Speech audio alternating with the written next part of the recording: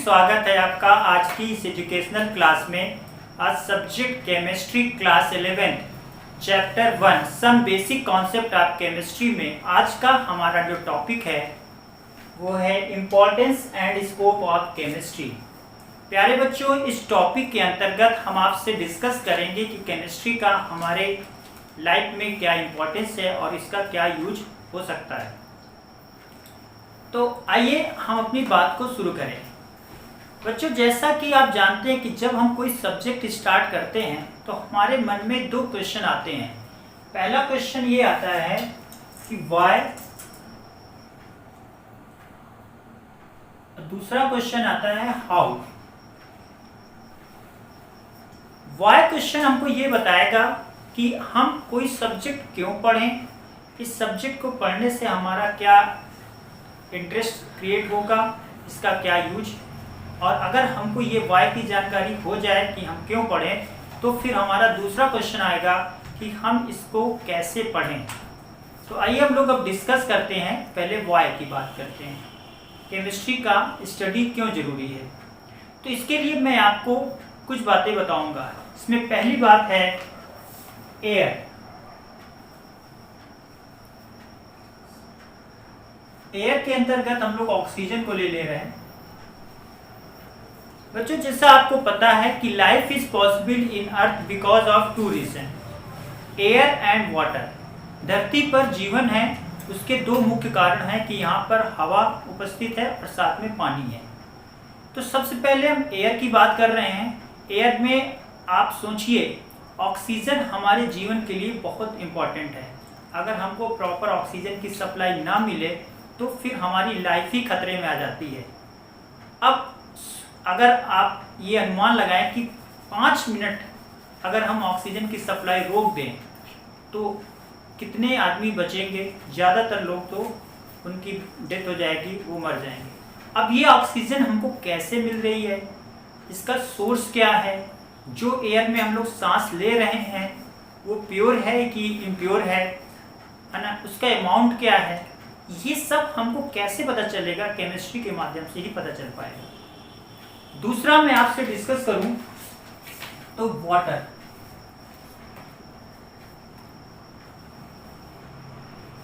H2 एक बड़ा important दोहा है वाटर के रिस्पेक्ट में, पानी के रिस्पेक्ट में। रहीमदास जी ने कहा था, रहीमन पानी राखियो बिन पानी सब सून, पानी गए न उबरे मोती मानस चून। तो वहाँ पर रहीमदास जी ने पानी के 3 अर्थ बताए थे, मोती, मानस और चून। वैसे आप जानते हैं कि वाटर हमारी डे टू डे लाइफ में बहुत इंपॉर्टेंट है। एक बार इंसान को खाना ना मिले तब भी वो कुछ दिन तक जीवित रह जाएगा, लेकिन अगर पानी ना मिले तो उसको बहुत प्रॉब्लम होती है। और आपको ये भी पता है कि हमारे शरीर का ज़्यादातर पार्ट पानी से मिलकर बना है। धरती में 2/3 पार्ट जो है वो पानी से है, लेकिन इसके बावजूद भी पानी की किल्लत क्यों है, ड्रिंकिंग वाटर की समस्या क्यों है। इसका बहुत बड़ा रीज़न ये है कि ज़्यादातर पार्ट जो पानी से उपलब्ध है वो हमारा हार्ड वाटर है। बच्चों, हार्ड वाटर क्या होता है? हार्ड वाटर में कैल्शियम और मैग्नीशियम की इम्प्योरिटीज होती हैं। ये पानी जो होता है ये पीने के लिए फिट नहीं होता, ये पीने के लिए अच्छा नहीं होता है। हम कैसे पता करें कि कोई वाटर हार्ड वाटर है या सॉफ्ट वाटर है? तो उसके लिए अगर हम हार्ड वाटर लेंगे, जैसे समुद्र का पानी जो है, उसको अगर हम साबुन के साथ अगर उसका हम देखें तो वो लेदर फॉर्म नहीं करेगा, वो झाग फॉर्म नहीं करेगा, तो वो हार्ड वाटर होता है।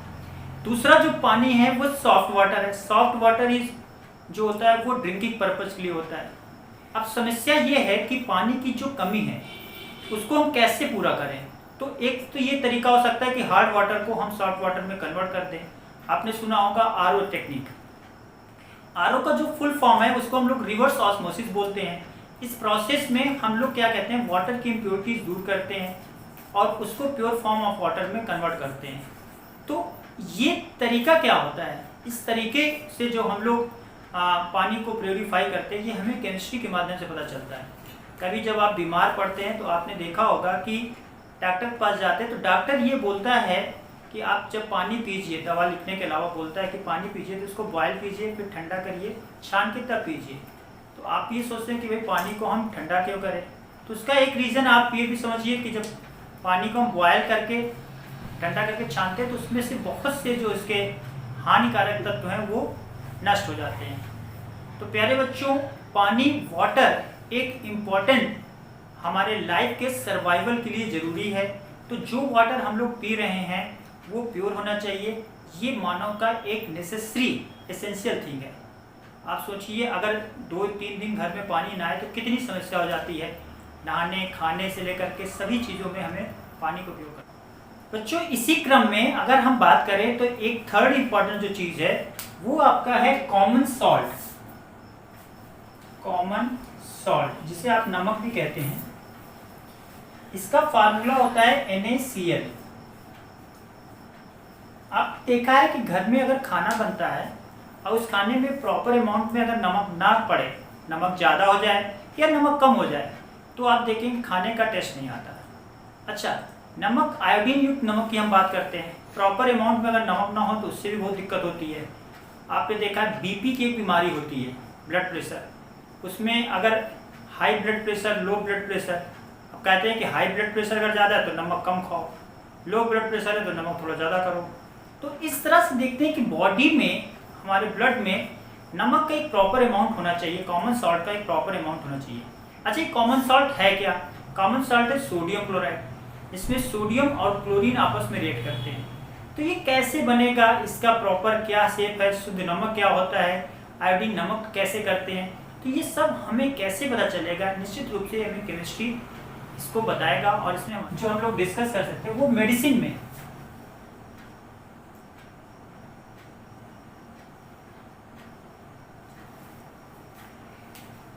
बच्चों आपने ये देखा है कि जब हम लोग बीमार पड़ते हैं तो हम लोग दवाइयाँ लेते हैं।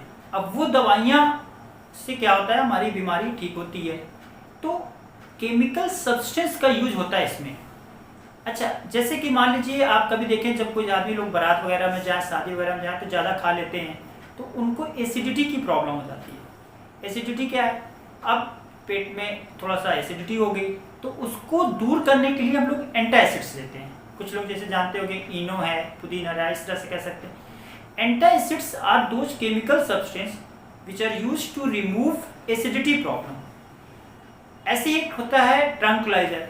जैसे आपको मेंटल स्ट्रेस है, दिमाग में कोई टेंशन भर गया, ठीक है, डिप्रेशन आ गया, तो उसको दूर करने के लिए हम लोग ट्रंकुलाइजर लेते हैं, जिसमें रानीटिडिन वगैरह है। इन सब के अलावा है एनाल्जेसिक होता है। कभी कभी जैसे सर दर्द हो गया, पेन किलर जिसे बोलते हैं, तो उसके लिए हम लोग डिस्प्रिन, एस्प्रिन वगैरह दवाई लेते हैं। एनाल्जेसिक भी दो तरह के होते हैं, एक नारकोटिक होता है, एक नॉन नारकोटिक होता है। नारकोटिक जो होता है वो नशा पत्ती वाला होता है, जिसमें हीरोइन है, कोडीन है, मार्फिन है। और नॉन नारकोटिक में है जैसे कि आपका डिस्प्रिन हो गया।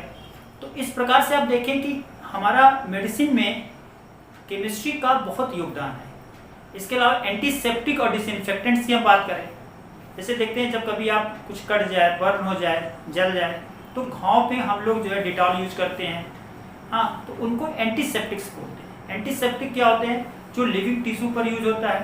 तो chemical substance which are used in living tissue. तो जैसे हम कहें 0.1 या 0.2% जो फिनॉल है वो एंटीसेप्टिक है। और अगर फिनॉल का अमाउंट ज़्यादा हो जाए, 1% का हो जाए, तो डिसइंफेक्टेंट है। डिसइंफेक्टेंट क्या होता है?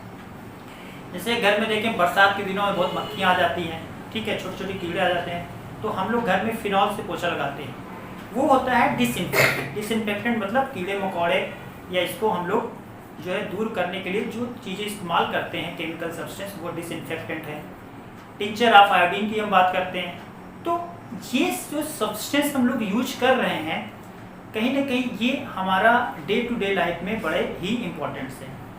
अच्छा, इसमें एक चीज़ और भी है, soap and detergent. Soap and detergent, अब ये भी तो सोप और डिटर्जेंट जो है केमिकल सब्सटेंस है। अच्छा, आप जानते हैं कि सोप और डिटर्जेंट में डिटर्जेंट ज़्यादा अच्छा होता है अगर हम सफाई के पर्पस यूज़ करें। ऐसा इसलिए क्योंकि detergent hard water, soft water दोनों में यूज हो सकता है। ये सोप एंड डिटर्जेंट क्या है? ये केमिकल सब्सटेंस हैं जिनका इस्तेमाल हम करते हैं, क्लींसिंग पर्पस में करते हैं। तो केमिस्ट्री का यहाँ भी उपयोग है। सोप कैसे बनता है, क्या उसमें प्रॉपर्टी है ना? तो ये चीज़ हम लोग कौन बताएगा, ये हमें बताएगा केमिस्ट्री। इसके अलावा अगर आप देखें, जब आप बाजार जाते हैं, आपको कुछ सामान लाना है तो आप पॉलीथीन का इस्तेमाल करते हैं। जो वो पॉलीथीन है वो पॉलीमर होता है एथीन का, कैरी बैग में इस्तेमाल करते हैं इसका। अब मकान बनता है जब हम लोग, तो उसमें हम लोग वाटर पाइप का इस्तेमाल करते हैं। वाटर पाइप क्या होता है, वो पॉलीविनाइल क्लोराइड होता है। तो एज ए पॉलीमर के रूप में अगर हम देखें तो इसका बहुत ही यूज होता है। जैसे हमने बताया आपको, पॉलीथीन हो गया, पॉलीविनाइल क्लोराइड हो गया, ऐसे ही रबड़ का इस्तेमाल होता है, ब्यूनाएस, ब्यूनाएन। तो ये रबड़ का यूज आप जानते हैं टायर्स के रूप में हम कर सकते हैं। इन सब के अलावा आप देखें, घर में जब खाना बनता है तो कुकर की जो हैंडल हम लोग इस्तेमाल करते हैं वो बेकेलाइट होता है। घरों में दीवारों में आप देखें कि दीपावली के पहले हम लोग पेंट कराते हैं, तो पेंट जो है वो नेवलैक है, एक पॉलीमर है जिसमें हम लोग फिनॉल और फॉर्मल्डिहाइड यूज करते हैं। तो इस तरह से अगर आप देखेंगे तो केमिस्ट्री का बहुत ही इंपॉर्टेंस है। अगर बायोलॉजिकल सिस्टम्स की बात करें तो जैसे कभी कभी होता है कि कोई अपराध हो गया, कुछ हो गया, तो जो तहकीकात करते हैं पुलिस लोग या सीआईडी लोग, तो डीएनए टेस्ट कराते हैं। डीएनए आप जानते हैं, डीएनए का फुल फॉर्म होता है deoxy ribo nucleic acid, double helical होता है। इसमें 4 तरह के बेस होते हैं, ए, सी, टी और जी। यानी A for adenine, C cytosine, thymine और ग्वानिन। इसी तरह से आरएनए होता है राइबो न्यूक्लिक एसिड, ये सिंगल हेलिकल होता है। तो इसमें भी 4 बेस हैं। अच्छा, डीएनए और आरएनए ये बॉडी के फंक्शनल यूनिट्स हैं, बेसिक यूनिट्स हैं। फिर आप जानते हैं कि बॉडी में 20 तरह के अमीनो एसिड्स पाए जाते हैं। अमीनो एसिड्स आपको पता है, एक अमीन ग्रुप होता है और एक एसिडिक ग्रुप होता है। इसमें से 10 अमीनो एसिड जो एसेंशियल होते हैं और 10 नॉन एसेंशियल होते हैं। ये अमीनो एसिड्स आपस में मिलकर पेप्टाइड बनाते हैं, और जब ये लॉन्ग अमाउंट में, इतना ज़्यादा अमाउंट में मिल जाए कि उनका मॉलिक्यूलर मास 10,000 यूनिट के करीब पहुँच जाए, तो फिर उसको प्रोटीन कहते हैं। अब प्रोटीन का यूज़ तो आपको पता ही है कि बॉडी के बढ़ते ग्रोथ के लिए प्रोटीन हमारे लाइफ में बहुत ज़रूरी है। तो बायोलॉजिकली अगर आप देखें, बायोलॉजिकल सिस्टम में भी हमारा केमिस्ट्री का बहुत योगदान है।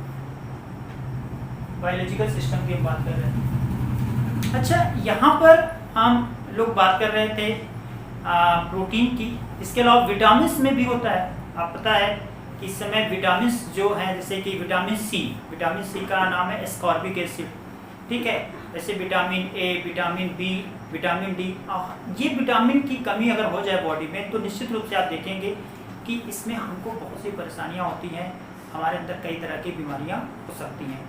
तो केमिस्ट्री हमारे लिए यहाँ भी यूजफुल है, हमारे खाने में, कपड़ों में। अच्छा, कपड़े भी होते हैं, जैसे नायलॉन 6 के कपड़े यूज होते हैं, ठीक है, नायलॉन के कपड़े बनाए जाते हैं। तो इस तरह से आप देखेंगे केमिस्ट्री का हमारे डे टू डे लाइफ में बहुत इस्तेमाल है। अगर आप ये कहें कि हम अर्ली इन द मॉर्निंग जब सुबह उठते हैं और रात को सोते हैं, तो इसमें हम लगभग केमिकल सब्सटेंस का इस्तेमाल करते हैं। आपने देखा होगा कि हम लोग जो है अचार वगैरह बनाते हैं। अच्छा, ये क्या होते हैं, फूड प्रिजर्वेटिव को इसमें इस्तेमाल करते हैं। जैसे आम आता है गर्मी के दिनों में, लेकिन हम लोग अचार वगैरह सर्दी में भी खाते हैं, बरसात में भी यूज करते हैं। तो फिर उसमें फूड प्रिजर्वेटिव जैसे नमक है, कॉमन सॉल्ट है, शुगर है, मुरब्बा में हम लोग शुगर का इस्तेमाल करते हैं। और भी अगर आप देखें तो सोडियम बेंजोएट एक इम्पॉर्टेंट फूड प्रिजर्वेटिव है, कई बार एग्जाम में, बहुत से एग्जाम में पूछा गया है। तो ये देखिए कि यहाँ पर हम लोग इसका इस्तेमाल कर रहे हैं। ये क्या है, ये केमिस्ट्री की मदद से ही हमको यहाँ पता चलेगा। कुछ लोगों को शुगर की बीमारी हो जाती है। जब शुगर की बीमारी होती है तो वो लोग कहा जाता है कि भाई आप कम शुगर चीनी का इस्तेमाल कीजिए, तो उनको डायबिटिक पेशेंट, मतलब डायबिटीज़ की बीमारी होती है। तो ऐसे सब्सटेंस को हम लोग low calorie artificial sweetener agent देते हैं। तो कुल मिला करके मैं आपसे कहूँगा, अगर केमिस्ट्री केवल इसलिए हमको नहीं पढ़ना है कि हमको भाई एग्जाम में अच्छे नंबर पाने हैं या हमको इसमें ये एग्जाम क्वालिफाई करना है, हमें इसलिए भी पढ़ना है कि it is matter of survival, क्योंकि हमें जीना है। हम इन्वायरमेंट की बात करें तो जब हम ग्लोबल वार्मिंग की बात करते हैं तो ग्लोबल वार्मिंग के क्या रीजन है, कार्बन डाइऑक्साइड का अमाउंट बढ़ रहा है, सल्फर डाइऑक्साइड का अमाउंट बढ़ रहा है। अच्छा, ग्लोबल वार्मिंग अगर ज़्यादा हो जाती है तो फिर उसके भी कॉन्सिक्वेंस होते हैं, जैसे ग्लेशियर्स मेल्ट करते हैं, तो ये फ्लड के कारण होते हैं। ठीक है। एसिड रेन की प्रॉब्लम होती है। एसिड रेन क्या होता है, देखिए जो पानी आपका बरसता है, जैसे हम लोग बात कर रहे हैं एसिड रेन की, या हम लोग बात करें ग्लोबल वार्मिंग की, तो अब देखिए जो वाटर आपका बरस रहा है ये तो प्योर फॉर्म ऑफ वाटर है, H2O है, लेकिन जो इन्वायरमेंट, जो पोल्यूशन है, जैसे कि हम लोग कह रहे हैं कार्बन डाइऑक्साइड है, तो ये मिल करके क्या बनाता है, H2CO3 कार्बनिक एसिड। यही वाटर अगर H2O है और ये हमने सल्फर डाइऑक्साइड से रिएक्ट कर लिया तो H2SO3 बनाता है, सल्फ्यूरस एसिड। तो इस प्रकार से ये एसिड रेन के लिए रिस्पॉन्सिबल होता है। आपने देखा है कि आगरा में ताजमहल एक मॉन्यूमेंट्स है जो विश्व की एक धरोहर है, लेकिन ताजमहल के आसपास का 3 से 4 किलोमीटर का एरिया जो है ताज कॉरिडोर के नाम से इसको पोल्यूशन फ्री जोन बनाया गया है। तो जिसमें वहाँ पर आप देखेंगे कि वहाँ पर मोटर गाड़ियाँ वगैरह नहीं चलती। रीज़न ये है कि वो एसिड रेन से हम ताज को बचाना चाहते हैं। संगमरमर कैल्शियम कार्बोनेट होता है, अगर वो एसिड उसमें पड़ेगा तो पीलापन कुछ आ जाएगा। तो इस कारण से हम लोग को ये भी देखना है कि हमारे इन्वायरमेंट में जो समस्याएं आ रही हैं, ठीक है, उसको हम लोग केमिस्ट्री की मदद से, केमिस्ट्री का इस्तेमाल करके, उसका यूज करके कैसे कम कर सकते हैं या ख़त्म कर सकते हैं। अभी रिसेंटली आप देखें कोविड-19 के मामले आ रहे हैं। इस बीमारी में आपको कई तरह की सावधानियाँ यूज करने के, जैसे मास्क करना, एक चीज़ आपको बोला जा रहा है सैनिटाइजर का इस्तेमाल करना। अच्छा, जब हम सैनिटाइजर का इस्तेमाल करते हैं तो ये कहा गया 70% एल्कोहल युक्त सैनिटाइजर की बात की जाती है। तो ये जो हम लोग इस्तेमाल कर रहे हैं तो वो एल्कोहल है, माउंट है, तो ये कहीं ना कहीं एक केमिकल सब्सटेंस ही तो हैं। कुल मिलाकर बच्चों आपको ये तो पता चल गया कि हम केमिस्ट्री क्यों पढ़ें, यानी इस क्वेश्चन का आंसर आपको मिल गया। अब मेरा दूसरा क्वेश्चन है कि इसको कैसे पढ़ें। पढ़ना तो है, इम्पोर्टेंट है, कई तरह से हम लोगों को इसको समझा, हर कई फील्ड में इसका उपयोग भी देखा।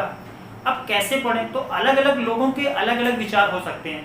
कुछ लोग कह रहे हैं नहीं समझना है, कॉन्सेप्ट समझना है, कुछ लोग कहते हैं कि कुछ याद करना है।